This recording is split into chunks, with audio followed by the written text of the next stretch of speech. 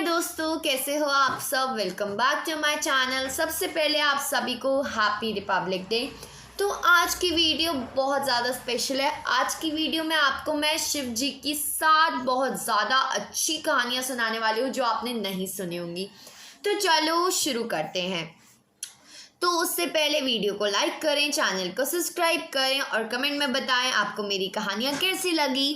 तो चलो, पहली कहानी है कार्तिकेय की कहानी, देवों के देव महादेव की कहानी। एक बार की बात है, तारकासुर नाम का एक असुर बहुत कठोर तपस्या कर रहा था। उसकी तपस्या से प्रसन्न होकर ब्रह्मदेव ने उसे वरदान दिया कि उसे सिर्फ शिव जी का पुत्र ही मार पाएगा। इस शक्तिशाली वरदान को पाकर तारकासुर बहुत घमंडी हो गया। उसने स्वर्गलोक और पृथ्वीलोक पर उपद्रव मनाना शुरू कर दिया। मतलब वो सबको मारने लगा, सबको काटने लगा। उसके उत्पात से देवता परेशान हो गए। उन्हें शिवजी से तारकासुर को रोकने का अनुरोध किया। उस समय तक शिवजी का कोई पुत्र नहीं था। पुत्र बनाने के लिए शिवजी ने 6 चेहरे बनाए। हर चेहरे पर एक तीसरा नेत्र भी था।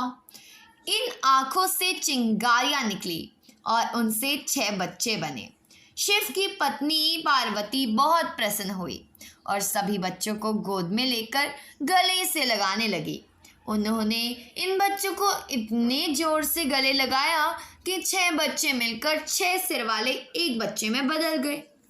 इस बच्चे का नाम कार्तिकेय रखा गया। इस प्रकार शिव पुत्र कार्तिकेय ने देवताओं की सेना लेकर तारकासुर से लड़ाई लड़ी और उसे मार डाला। तभी से कार्तिकेय को युद्ध का देवता कहा जाने लगा। चलो अब चलते हैं दूसरी कहानी में। अगली कहानी है व्यापारी का बेटा। एक धनी व्यापारी था। उसके मन में एक बेटे की चाहत थी। उसने शिव की पूजा की। शिव जी ने उसे पुत्र प्राप्ति का वरदान दिया, लेकिन यह भी कहा कि वह पुत्र केवल 12 वर्ष तक ही जीवित रह पाएगा। व्यापारी ने और अधिक लगन से पूजा पाठ शुरू कर दी। जब उसका बेटा 11 वर्ष का हुआ तो उसने उसे धर्म की पढ़ाई के लिए काशी भेज दिया। रास्ते में लड़का राजधानी में रुका। वहाँ राजकुमारी का विवाह हो रहा था और दूल्हा काना था, लेकिन उसका पिता यह बात छुपाना चाहता था। उसने व्यापारी के बेटे से दूल्हे की जगह बैठ जाने को कहा। विवाह के बाद व्यापारी के बेटे ने एक कपड़े पर सारी सच्चाई लिख दी और उसे राजकुमारी को दे दिया।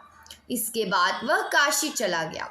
जब राजकुमारी ने कपड़े पर लिखा संदेश पढ़ा तो उसने कान्हे को अपना दूल्हा मानने से इनकार कर दिया। व्यापारी की बेटे की प्रतीक्षा करने लगी। जब व्यापारी का बेटे की आयु 12 वर्ष की हो गई तो उसकी मौत हो गई। व्यापारी के पूजा पाठ और भक्ति से शिव जी प्रसन्न हो गए। उन्होंने उसको फिर से जीवित कर दिया। व्यापारी का बेटा राजकुमारी को पत्नी के रूप में लेकर घर आ गया। इसलिए कहते हैं, जो भी शिव जी की पूजा पूरे सच्चे मन से करता है उसकी हर आराधना पूरी होती है। अगली कहानी है काली को रचना कैसे की। मतलब काली को शिवजी ने कैसे रचा। दुर्गा अथवा पार्वती को प्रचंड अवतार को ही कहा जाता है काली।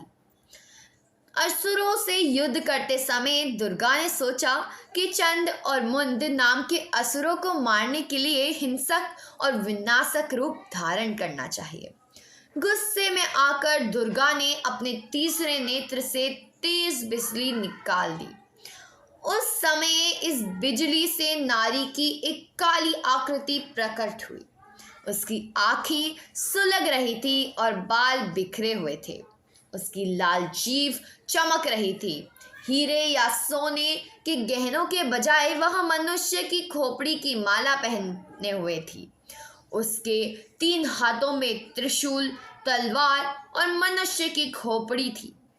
चौथे हाथ में वह आशीर्वाद दे रही थी। पूरी तरह से रक्त पिपासु दिख रही थी। वह देवी असुरा को मारने चल रही थी। उसने चंद और मुंड को मार डाला। इस तरह उसका नाम चामुंडा पड़ गया। इस इसके बाद शिव जी प्रकट हुए और उन्होंने काली के विनाश को रोकने के लिए अपने आप को उसके पैरों पर गिरा दिया। शिव ने अपने पैरों के नीचे गिरा दे काली को अपनी गलती महसूस की और उसने मरकाट बंद कर दी। मतलब अपने पति के ऊपर उनने गलती से पैर रखने वाली थी, तभी उन्हें देखा तो उन्हें पता चला रही ये क्या, तो उनने इससे उनका क्रोध शांत हुआ और उनने ये सब बंद किया। अगली कहानी है बच्चा जो कभी बूढ़ा नहीं हुआ। मृकंडू ऋषि ने शिव की तपस्या करके पुत्र का वरदान मांगा।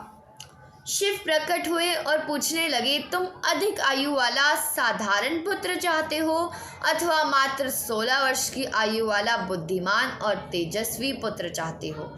मृकंडू ने सोचा, अगर मैं बुद्धिमान पुत्र मांगता हूँ तो वह 16 वर्ष की आयु में ही मर जाएगा, लेकिन अगर मैं अधिक आयु वाला पुत्र मांगता हूँ तो वह बुद्धिमान नहीं होगा। उन्होंने बुद्धिमान पुत्र मांग लिया। कुछ ही दिनों में उनकी पत्नी ने एक पुत्र को जन्म दिया जिसका नाम उन्होंने मार्कंडेय रखा। वह बहुत सुंदर, बुद्धिमान, दयालु और सभी गुणों से परिपूर्ण था। जब मार्कंडेय 16 वर्ष का होने वाला था तो उसके माता पिता ने उसे उसकी मृत्यु की बात बता दी। मार्कंडेय कहने लगा, मैं नहीं मरूंगा, मैं शिव की पूजा करूंगा। उसने हर दिन शिव की पूजा करनी शुरू कर दी। उसके 16वें जन्मदिन पर यमराज से लेने आ पहुंचे। मार्कंडेय ने उससे कहा, मुझे अपनी पूजा समाप्त कर लेने दो। यम नाराज हो गए और उन्होंने उसके ऊपर यमपाश फेंका। शिव प्रकट हो गए और उन्होंने यम को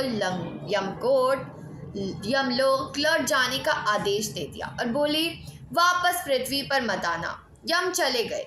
उसके बाद से पृथ्वी पर किसी की मृत्यु नहीं हुई। पृथ्वी पर आबादी बहुत बढ़ गई। देवी पृथ्वी शिव के पास गई और कहने लगी, मैं इतना भार नहीं उठा सकती, कृपया यमराज को पृथ्वी पर भेजिए। जब शिव ने इनकार किया तो वह सहायता के लिए पार्वती के पास पहुंची। पार्वती ने भी शिव से अनुरोध किया तो शिव बोले, यमराज ने मेरे भक्तों का अपमान किया है। पार्वती ने कहा, किंतु आपने ही तो कहा था कि मार्कंडेय 16 वर्ष से अधिक नहीं जिएगा, इसलिए यमराज उसे लेने आए थे। शिव निरुत्तर हो गए। इस पर पार्वती बोली, शायद आपका आशय होगा कि मरकंड सदैव 16 वर्ष का रहेगा। इसी बात को यमराज समझ नहीं पाए होंगे। शिव तुरंत प्रसन्न होकर बोले, बिल्कुल यही बात थी। उन्होंने तुरंत यमराज को पृथ्वी पर जाने की अनुमति दे दी और मार्कंडेय सदैव 16 वर्ष का ही रहा। अगली कहानी है शिव और सती की कहानी। ब्रह्मा के बेटे दक्ष की सती नाम की एक बेटी थी जो शिव जी से प्रेम करती थी और उनसे विवाह करना चाहती थी। दक्ष अपने आप को शिव से बड़ा मानने लगते, इसलिए उन्होंने सती की बात नहीं मानी। शिव और सती ने दक्ष की इच्छा के बिना ही विवाह कर लिया। एक दिन एक समारोह में शिव ने दक्ष के सामने खड़े होकर उन्हें प्रणाम नहीं किया। दक्ष ने बहुत अपमान महसूस किया। उन्होंने बदला लेने की ठान ली। दक्ष ने एक यज्ञ कराया और उसने शिव को छोड़कर सारी देवताओं को आमंत्रित किया। सती को बहुत बुरा लगा। वह अपने पिता से मिलने पहुंच गई। दक्ष ने सबके सामने शिव का अपमान किया। सती यह नहीं सह पाई और उसने यज्ञ की आहुति में कूदकर अपनी जान दे दी। क्रोधित होकर शिव ने समूचे ब्रह्मांड को नष्ट करने के लिए विनाशकारी नृत्य तांडव शुरू कर दिया। ब्रह्मा ने प्रकट होकर शिव से क्षमा मांगी। शिव मान तो गए, लेकिन उन्होंने दक्ष को शाप दे दिया कि उनका सिर हमेशा बकरी का रहेगा। बाद में सती ने पार्वती के रूप में फिर जन्म लिया। अगली कहानी है चंद्रमा ने अपनी रोशनी कैसे गंवाई। राजा दक्ष प्रजापति ने अपनी 27 बेटियों का विवाह चंद्रमा के साथ कर दिया था। 27 बेटियों का विवाह के समय उन्होंने चंद्रमा के सामने शर्त रखी थी कि वह अपनी सभी 27 पत्नियों के साथ समान व्यवहार करेगा। चंद्रमा एक एक रात अपनी हर पत्नी के महल में बिताता था, लेकिन अपनी रोहिणी नाम की पत्नी से वह अधिक प्यार करता था। जिस रात को वह रोहिणी के महल में जाता, उस रात वह सबसे अधिक चमकता था। उसकी शेष पत्नियों को यह बुरा लगता था। उन्होंने अपने पति से इसकी शिकायत की। दक्ष प्रजापति ने चंद्रमा को श्राप दे दिया कि वह अपनी चमक खो देगा। दिन में सूरज चंद्रमा को अपना दिव्य प्रकाश दे देता था। रात में चंद्रमा दिव्य पेय सोम पीता था, जो कि देवताओं का पेय था। दक्ष के श्राप के कारण देवता अपनी शक्ति का स्रोत हो बैठे। देव सहायता के लिए ब्रह्मा के पास पहुंचे। ब्रह्मा की सलाह पर चंद्रमा ने 1 करोड़ बार मृत्युंजय मंत्र का जाप किया। इससे शिव जी प्रसन्न हो गए और उन्होंने चंद्रमा को श्राप से आंशिक रूप से मुक्त किया। तभी से चंद्रमा कुछ रातों में ही चमकता है, मतलब कुछ में चमकता है। आखिरी कहानी है शिव और पार्वती का विवाह। हिमालय के राजा हिमवंत और उनकी पत्नी मीना देवी शिव जी के भक्त थे। उनकी इच्छा थी कि एक ऐसी पुत्री पाए जिसका विवाह शिव जी के साथ कर सके। मीना देवी ने शिव जी की पत्नी गौरी देवी को प्रसन्न करने के लिए कठोर तपस्या शुरू की। कई दिनों तक वह बिना खाए पिए तप करती रही। गौरी देवी ने प्रसन्न होकर मीना देवी की बेटी के रूप में जन्म लेने का वचन दे दिया। गौरी देवी ने आग में कूटकर अपनी जान दे दी।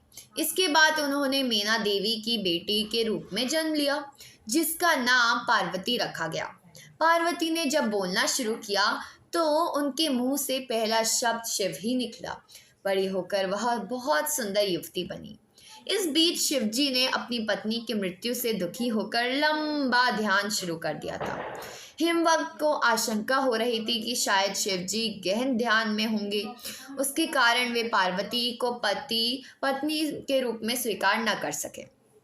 उन्होंने समस्या के समाधान के लिए नारद को बुलाया।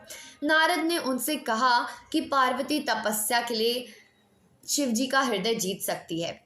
हिमवंत ने पार्वती को शिव जी के पास ही भेज दिया। पार्वती ने दिन रात उनकी पूजा और सेवा की। शिव जी पार्वती की भक्ति से बहुत प्रसन्न हुए, लेकिन उन्होंने उनकी परीक्षा लेने का निश्चय किया।